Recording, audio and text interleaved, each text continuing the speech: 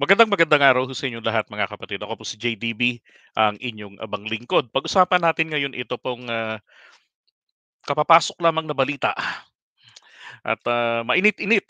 Si dating senador Antonio Trillanes, no, tinuluyan na hong isampa yung kaso laban kay dating Pangulong Duterte, Bongo, at sa tatay nito at sa kanyang half brother. Now, ang tanong, eh ano bang I mean papaanong nangyari na sinampahan ng kaso si Bongo, 'di ba? Ano ba yung issue doon? Well, ah, eto nga po yung mainit na balita ngayon. Wala pa siguro nung isang oras ito na lumipas o dalawa. Ayan, sabi rito, Duterte faces plunder graft suits over Davao contracts to Bongo Kin. So, eto yung tawag dito, kaso na naging issue ito dati nung panahon ni dating Pangulong Duterte pero hindi naman nag-prosper. Ang issue nila rito ay yung mga kontrata ng road widening ganyan inaward doon sa mga negosyo na pagmamay-ari ng tatay ni Senator Bongo. Okay? At eto po, para makita natin ano yung buong laman talaga ng balita. Meron tayong dalawang article diyan. And again, I think Rappler, napakabilis nila sa paggawa ng article. So sabi ho rito, uh, former Senator Trillanes filed the criminal complaints of graft and plunder. So dalawa ha, graft tsaka plunder. Laban ho kina Duterte at saka kina Bongo. Diyan ho sa DOJ. Now, ang tanong, bakit naman sa DOJ isinampa? Mga government elected officials po yan. Isa naman pong nakikita kong dahilan dito dahil po etong ombudsman natin, ang Panginoon ng Ombudsman, ay appointed po ito ni dating Pangulong Duterte, si Samuel Martires, na dating galing ng Supreme Court. I believe naging Chief Justice din siya, di ho ba? Pero huling nalaman ko kasi dati isa siya sa mga justice tawag dito, justices ng Supreme Court. Anyway, so kaya ho ang ginawa ngayon isinampa ni Trillanes ito sa Department of Justice. Katulad din naman ito nung panahon ng um, yung babae sa PDAP scam, 'di ba, nila Jinggoy, si Napoles. So, gano'n din ang nangyari sa Department of Justice din ito isinampa na una. So, inimbestigahan ng DOJ and then yung kanilang findings ay nag-submit sila ng recommendations sa ombudsman. So, gano'n din po yung taktika rito ni Trillanes. Kasi naalala niya baka pagka isinampa niya direkta doon sa Office of the Ombudsman, baka mamaya, 'di ba? Hindi naman po i-dismiss agad, eh hindi po trabahuin ang initial na investigation para malaman meron ba talagang sapat na dahilan para magkaroon ng indictment, 'di ba? Ngayon, ang sabi rito, ito raw po ay base rito sa 2018 report ng PCIJ na yung CLTG. Ang CLTG po, ito po yung tumutugma sa mga initials ni Senator Bongo na ano ba yun, Clarence ba yun? Christopher pala, sorry. Christopher Lawrence, ah, ito yung middle name niya, and then Go.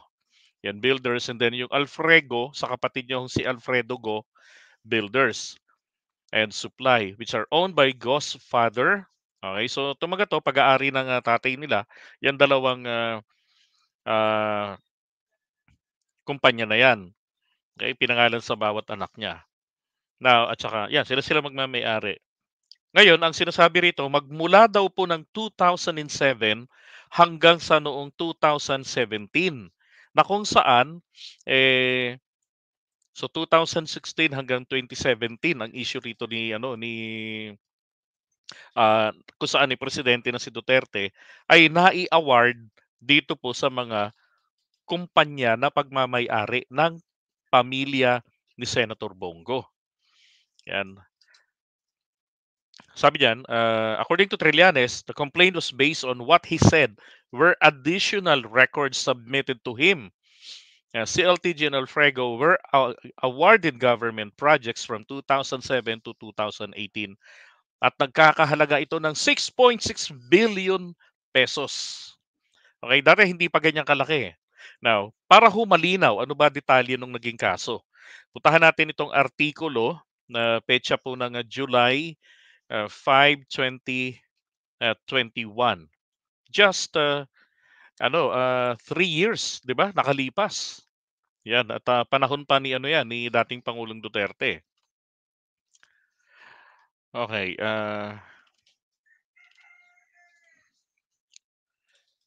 okay, puntahan natin. Here we go.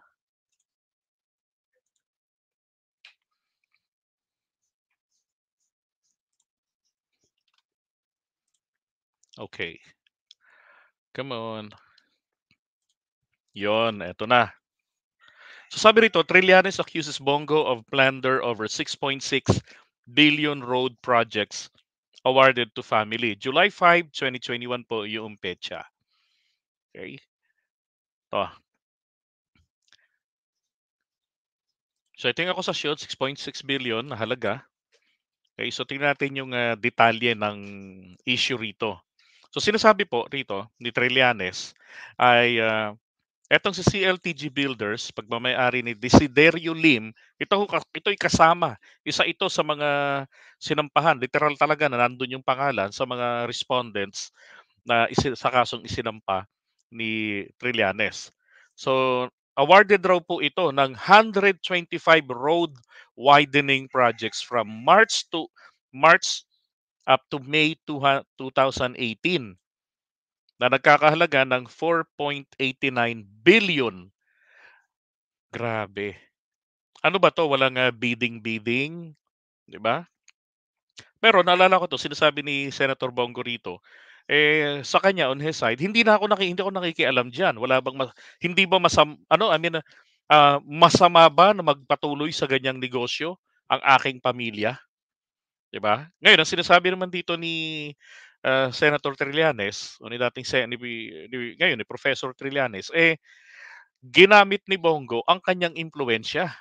Kasi kung papansinin niyo, papaanong nangyari na 125 road widening projects po magmula ng March hanggang May 2018. So March, April, May, 2 buwan. Gano'n kalaki yung mga projects, di ba? So, ang tanong, gaano po ba kalawak yung mga kalsada na magkakaroon ng road widening projects? And then, yung kakayahan ng dalawang kumpanyang hawak niya, particularly etong naka-initial kay Bongo, yung CLTG, 'di ba? Isa rin kasi sa mga titignan dito ay may kakayanan ba na sa loob lamang ng 2 buwan, more or less, maha-handle nilang tapusin, 'no, yung mga proyektong ibinigay sa kanila. Oh, gano'n kalaki, 'di ba? So yung iba diyan, gagawin nila, pero yung katapusan ng petsa hindi pare-pareho. Pero ang tanong, yung mga kagamitan ba nila, 'di ba titignan kasi importante rito tignan ay yung kaya nilang gawin. Plus, dumaan po ba kaya talaga ito sa tamang proseso? Tapos, may nakinabang ba?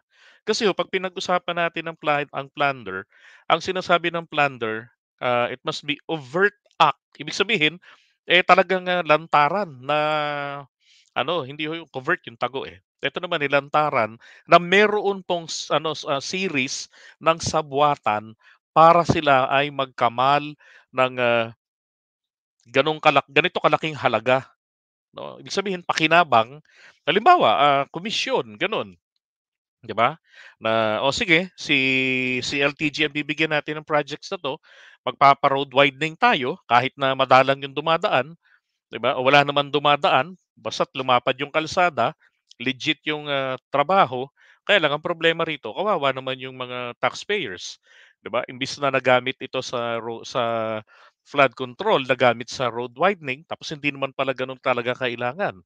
'Di ba? Tapos, may komisyon. 'Yun ang isang tinitignan dito, may nakinabang ba dito sa mga proyekto na 'to? Nakinabang na pumasok sa bulsa at kapagka ito ho ay, pumapalo ng, nagkakahalaga ng at least 50 milyones, then pasok po sa banga ito ng plunder, 'di ba? Ngayon noong 2017 daw, si CLTG Builders was awarded 27 projects worth of 3.2 billion. Ang pinakamalaki daw, the biggest of these projects was worth between 177 million to 252 million. And sa LTG matches sa acronym, ayun nga, sasabi ko kanina, Christopher Lawrence Tesoro, Go, yung Tesoro. Now, etong kanyang kapatid, again, etong Alfrego Builders, ipag-aari rin ito ng tatay nila at saka nung, utol. Mula raw po June 2007 hanggang 2018 ng July, eh, meron daw po itong, nakuhang 59 projects na nagkakahalaga ng 1.74 billion, 'di ba?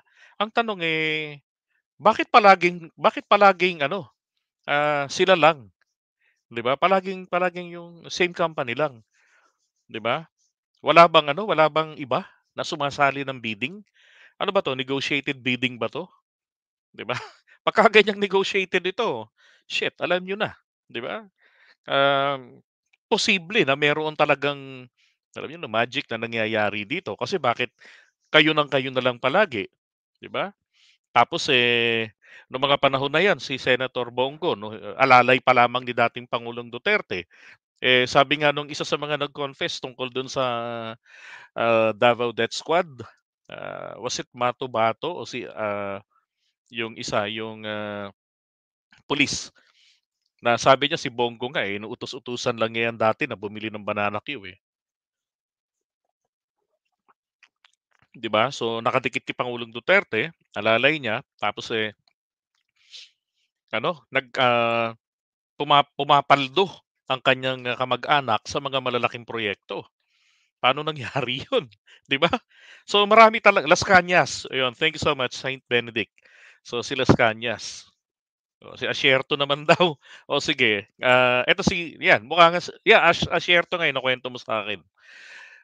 Ay naku. Ngayon, sabi pa rito ha, CLTG tsaka si Alfregos projects were in Davao City or Davao region and were mostly road widening and road concreting projects. Aba naman. So, ano, magpapalawak ng kalsada tapos Maruya pala, Maruya, bumili ng Maruya. Thank you, Evangelina. 'Di ba? Tapos, um, buti hindi pa sinama yung ano 'no, gagawa kayo ng kalsada. Parang ano, ang hihilig niyo sa kalsada, ha. Eto pa, sabi rito eto na yung sinasabi ni Trillanes, maliwanag na ginamit ni Bongo ang kanyang posisyon 'no, at, mayroong sabwatan daw at, obvious. 'Di ba sinasabi ko nga kanina, dapat ang isa sa mga elemento ng plunder bukod doon sa 50 million pesos accumulated, okay, na ill-gotten wealth. It must be ill-gotten wealth, ha.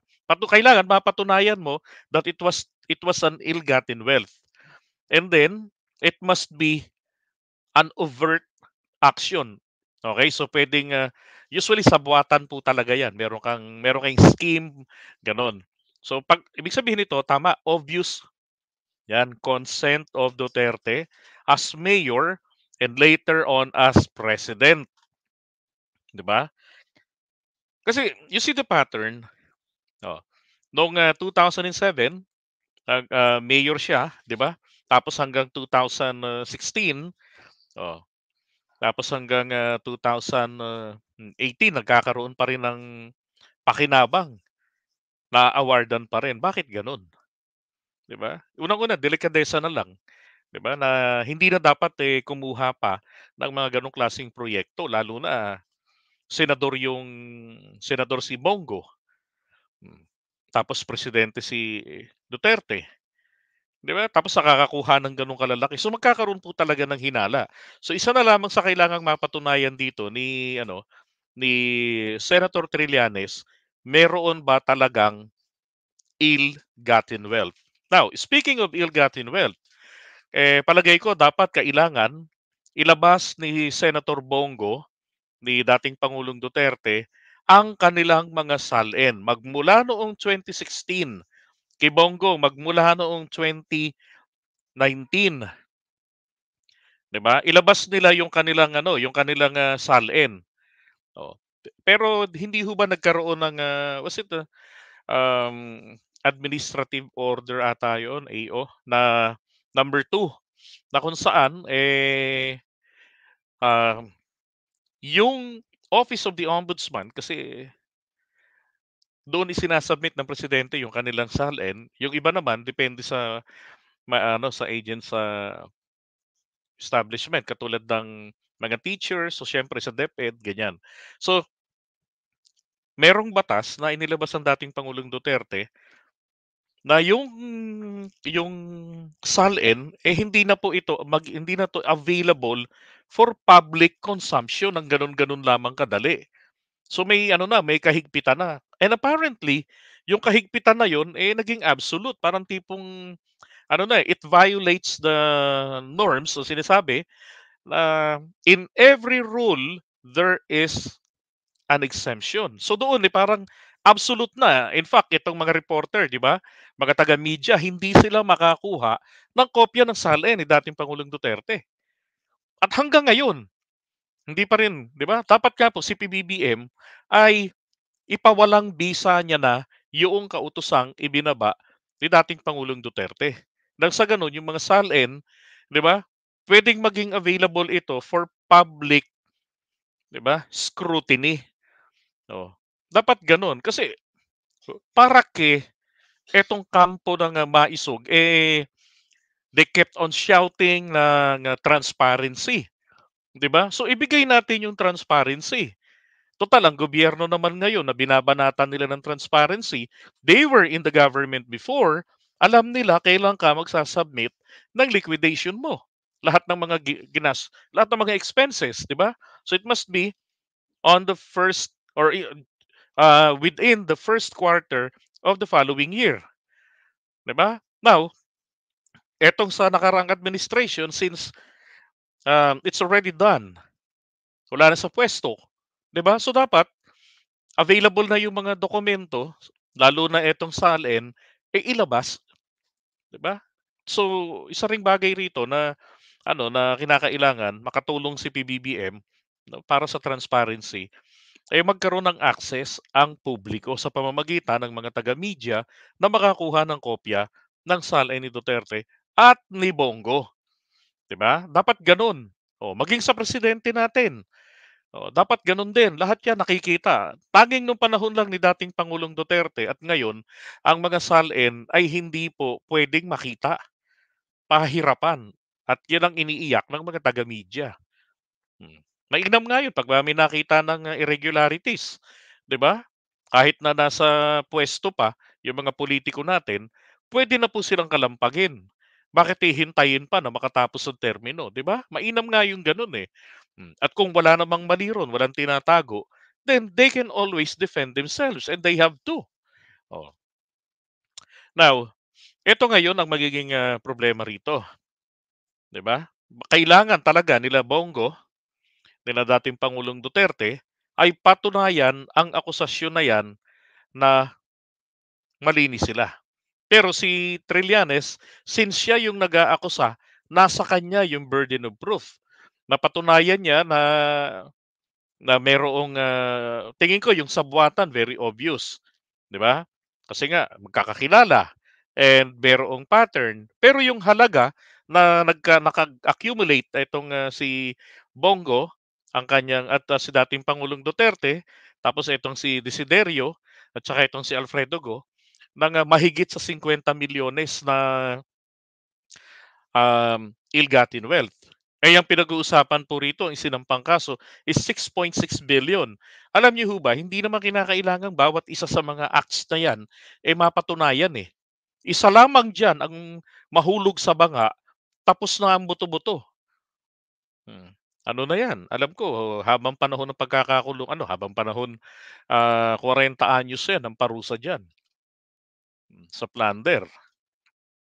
Tapos non-bailable pa 'to. So, magagaya sila kay Bong Revilla at saka kay Jinggoy, 'di ba?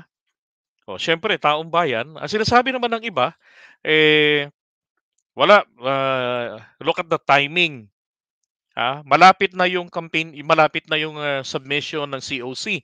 Bakit ngayon lamang 'yan isinampa ni Trillanes? Well, actually kung sinampa naman 'yan ni Trillanes noon pang, June, sabihin natin sinampa ni Trillanes ito ng, July 1, wala rin namang pinagkaiba, eh. 'Di ba kasi sasabihin naman din, "Oh, sinisiraan niyo lang kung pumasok ngayon ang Marcos administration. Gusto niyo sirain ang Uniteam." 'Di ba? Sinisiraan niyo lang ang mga Duterte, tsaka si Bongo kasi malinis yung kanilang, pangalan. Oh, at tsaka natatakot kayo na baka hindi na kayo makabalik sa puwesto, 'di ba, kayong mga dilawan, ganyan. Wala talaga hong kalalagyan. Kaya sa'kin, kahit kailan niyan isinampa yung kaso, eh, ayos lang naman ho yun, 'di ba? O ngayon, sabi rito, 'yan, plunder is defined in the Philippine law as the amassing by a public officer. O, eh, public officer nun, Mayor Duterte. 'Di ba? Tapos nung naging presidente, tapos senador naman na nun si Bongo. And of ill-gotten wealth with the help of family or business associates. So ibig sabihin meron ka talagang koneksyon, 'di ba? Kung hindi mo ito kapamilya, then mga kanegosyo mo. Hmm. Eh kaya nga nire-require yung mga nasa government position na mag-divest dun sa kanilang mga negosyo. Hmm. Mag-pull out na sila ng kanilang mga shares, 'di ba? At, hindi na sila makikialam dun. And then through overt or criminal acts. Yan. And for an act to be considered plunder, it must involve the minimum amount of 50 million. 6.6, nako. Actually, series of ano yan, series of actions yan, eh. Series of transactions, ika nga, 'di ba? And ulitin ko lang, isa lang po diyan ang mahulog sa batas, nako, wala na, tapos na buto-buto. Okay. Trillanes then said he would file a plunder complaint against Bongo. Okay, yun na nga, ginawa niya. Eto, tanong, is this new? Yun. Bago ba to? Well, eto nga po yung pinagbasihan. Etong report ng PCIJ, di ba? Na etong si CLTG, naka 1.8 billion sa government contract, 750 million daw po nito ay awarded noong 2016 and 2017. Eh, kahit na ito na lamang po yung mapatunayan, hindi na yung mayor pa si Duterte, ito na lamang po mapatunayan, 'di ba? Kasi kumbaga parang ano, ang nasa isip ko rito ganito, ah, masyadong malayo na kumbaga sa Davao City sila. Nationwide na 'to, eh. So, the possibility or the probability ay marami na pong puwedeng maging player para sa magkaroon ng bidding, 'di ba? Magkaroon ng um, participants diyan sa mga road widening, 'di ba? Concreting of roads, 'di ba? Bakit palagi kayong nagkokongkreto ng kalsada? Ano 'yun, binabasag niyo yung kalsada niyo? Nasisira ba 'yan dahil ba sa mga truck na dumadaan? Ang tanong, tuwing kailan 'yan nasisira, gaano yung frequency, 'di ba? Kasi parang palagi, eh. 'Di ba? Gano'n yung frequency nito na nagko-concreting kayo. Baka naman katulad rin 'yan dito sa Maynila o rito sa Kamaynilaan. Dito lalo sa lungsod namin sa Quezon City. Eh, dahil taga rito ako, matino yung kalsada binubutas. 'Di ba para ayusin, putragis sa buhay 'to, 'di ba? Para gamitin pagkadating ng eleksyon, o 'di ano, gastos free yung kakandidato. Tapos sa buhatan ng mga kapitan ng barangay, mga kagawad. Kaya nga yung mga kapitan tinatawag na kupitan, and then yung mga kagawad tinatawag na kawatan, 'di ba? Dahil nga sa ganyan. Mm. Okay, and then they reported that Alfrego Builders got 2.7 billion worth of contracts to joint venture deals, 'di ba? Pero sa akin ito lang, ito na lang yung fokusan nila diyan. Kasi dito medyo hindi gaanong kapani-paniwala, eh. Bakit 2016 to 2017, 'di ba? Biglang, nagkaroon ng ganyang kalaking project na awarded. Hmm. And then do'n naman sa nung siya pa ay mayor, putik sa umaabot ng bilyones ang halaga. Hmm. Sabi niyan, Trillanes information deals with projects awarded in 2018 as well. So ito na nga yung sinasabi ni Trillanes. So may mga additional pa na mga information that were submitted to him. At ano po reaction ng Malacanang diyan? Malacanang po, Duterte time pa ho ito, Well, sabi nila, wala naman daw pong katibayan. Kulang daw sa katibayan etong, akusasyon na etong si dating Pangulong Duterte at saka si Bongo, nag-commit ng krimen na plunder o pandarambong sa kabangyaman ng bayan. Yan po yung, kasong plunder na dating naging, issue laban dito kay ERAP, kina Jinggoy Estrada, 'di ba? Yung sa PDAF, hmm, PDAP, scheme, yung scandal na 'yan. Kaya lang eto namang sina Jinggoy at si Bong Revilla napalaya naman sila kasi yung halaga hindi naman po, pasok sa 50 million, parang kulang yata ng piso, 'di ba? Ay naku, so nakalaya. I don't know kung papaano nila binilang 'yun tapos 'di ba? Pero pagka gano'n naman po na-dismiss sa plunder, 'di ba? Kasi isang tanong, papaano kapagka hindi pumasok sa plunder? Oh, 'di papasok naman po 'yan do'n sa graft, 'di ba? Sa korapsiyon pa rin. So, may parusa pa din doon. Mas ano kasi, mas, maganda ang isinasampang kaso diyan magkapareho. Para kung dito ka lumusot, then do'n ka naman sa kabila, mahuhulog sa bitag. Kaya 'yun, gano'n yung sinampang kaso rito ni Antonio Trillanes laban po dito sa kanilang, apat. Si Daddy Diggs, tapos yung, tatay ni Bongo, tapos yung dalawang magkapatid o half brother, Bongo at saka si Alfredo. So, apat po. And again, eto, ano 'to, non-bailable ito. Yan ang problema rito nila.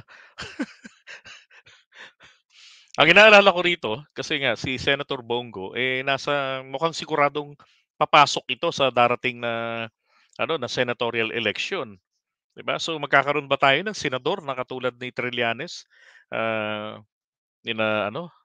sino pa ba yung ibang senador natin? Do'n bang inaresto sila parang sila Bong Revilla, 'di ba? Nung inaresto, nung nakulong, mga senador pa sila no'n, tsaka si Jinggoy, oh. Correct me if I'm wrong, 'di ba? Kaya sa'kin pagka ganyan, 'wag na nating iboto. Pagka may mga ganyang bahid ng korapsyon, marami namang mga magagaling diyan, sabi nga, na nakakatuwa yung mga kongresista, ang gagaling mag-investigate, 'di ba? Ang bibilis gumawa ng kanilang trabaho. 'Di bakit hindi tayo dun sa kanila pumili, 'di ba? Kapagka mga baguhan na may ulo, may talino, boto natin. Pero 'tong mga trapo po na bumabalik, 'di ba, 'wag na. Kaya nga trapo, mga traditional politicians. Tayo na lang yung pinagkakakitaan pangkabuhayan nila, tapos palit-palit lang buong pamilya. Ang Pilipinas 'di naman mauubusan ng mga magagaling na lider 'yan, eh. Ah, si Binay yung mga kinaso niya bago eleksyon, anong nangyari? Wala na. Wala namang ikinaso noon alam ko mga na wala na nangyari no'n, eh. Pagkatapos ng eleksyon sinira lang talaga etong si Binay, kaya right after the election, wala na. Bati-bati na pati sila, 'di ba? Sabi ni Lyndon, 'wag mong sabihin, "Bakit mo ako pipigilan?" 'Di ba? 'Yan, 'wag mong sabihin na 'wag iboto kasi taong bayan ang nagdedesisyon, 'wag mong ipanawagan. Well, convince me na bakit hindi ko ipananawagan, 'di ba? Oo. Unang-una tingnan mo kapagka nakulong yung mga yun, papaano nila mape-perform yung trabaho nila? Tapos tuloy-tuloy lang yung sahod nila na halos kalahating milyon, 'di ba, kada buwan for 6 years. Papaano kung makulong yung mga yan ng 6 na taon o 10 taon? 'di ba? Eh, kahit magkuya-kuyang mga 'yan sa loob ng selda wala tayong lugi tayo, eh. Hmm. Isipin niyo nga 'yun, papaano 'yan makikipagdebate, paano 'yan makikipagdiskusyon? Hindi naman 'yan pupuwede na kapagka may session, eh, kukunin sila sa kulungan tapos dadalhin sa Senado, 'di ba? Eh, paano kung hindi na lumabas ng Senado? Oh, eh, ang PNP hindi naman 'yan makakapasok do'n ng gano'n-gano'n lang, while the Congress is in session, 'di ba? Para mang-aresto. Hmm. Kaya ho sa'kin kapagka ganyan, eh, may bahid, hindi tayo maasenso, eh. Nakita na natin na merong bahid, 'di ba? Todo boto-boto pa rin tayo. So, linisin muna nila yung kanilang mga pangalan. And after all, nandiyan pa naman sa ombudsman, nandiyan pa naman sa DOJ, sorry. Oh, sasagutin nila ito, kumbinsihin nila ang Department of Justice na mali si Trillanes. Si Trillanes naman kailangang patunayan diyan sa Department of Justice na may posibilidad na talagang totoong nangyari ang sabwatan at, kickback o kung yun man lagi ang pinagkakapirahan diyan, kickback or komisyon, 'di ba? Kaya ang taong bayan konsumisyon. Sabi nga ng isa kanina, ganun ba? Kaya pala palaging binabaha ang Davao Region. O kasi mahilig sila sa construction, 'di ba? Bakit hindi kaya kasi nila ginawa, imbis na kalsada ng kalsada, eh, dapat, eh, tinutukan nila etong flood control. Hmm, 'di ba? Sabi ni Lyndon, "Hindi ko na sayangin boto sa ibang senador." Well, depende sa'yo 'yan, eh, 'di ba? Kung sa tingin mo yung ibang senador kagaya nung, nasa listahan, 'di ba? Eh, sabi nga nung karamihan, si ano lang ang talagang dekalidad na dapat na iboto, ibalik si ano lang, Ping Lacson. The rest, basura na. Oh, 'di ba? Tapos eto pa isang malala ngayon, naku. Anyway, pag-usapan po naman natin susunod nating topic. Okay, so iwan muna natin 'to.